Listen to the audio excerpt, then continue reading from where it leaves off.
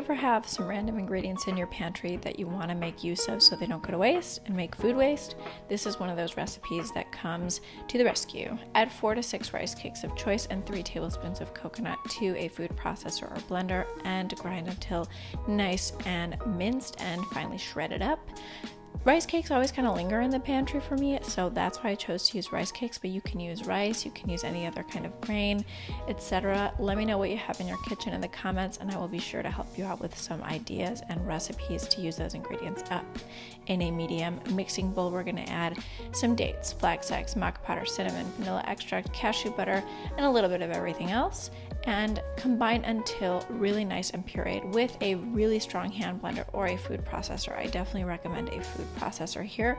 Again, like I've mentioned in previous videos, we don't have all of the appliances we're used to here in Seville, so our landlord's very strong hand blender will work. To loosen up the mixture, you can add a little bit of plant milk and make sure it's super nice and smooth. To the wet ingredients, we're going to add those rice cakes and the coconut, some traditional oats, in addition to a cup of nuts or seeds of choice. I use pecans, Brazil nuts, hazelnuts, the whole lot really, to use up everything that was in my pantry. Combine everything until it's really nice and smooth, and then add it to a baking tray, ideally an 8x8 baking tray, a brownie tray, also commonly known.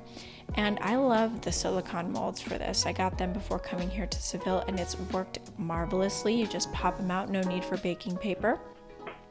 Bake the granola bars at 350 Fahrenheit, 180 C for 25 to 30 minutes.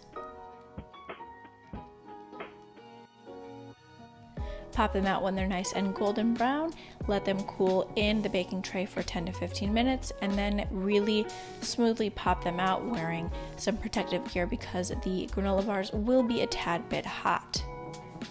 Flip them around and with a large knife, we will cut the granola bars into 4 equal sections, more or less, and then into 8 equal sections, more or less. You can make them as big or as small as you'd like. These are quite decadent and delicious.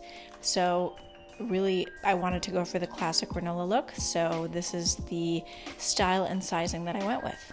This recipe is great to use any sort of ingredients that you have left over, and you can definitely add some chocolate chips or other ingredients that you might have laying around. If you guys like this recipe, be sure to subscribe for shorts every single day and videos every Friday. See you next time.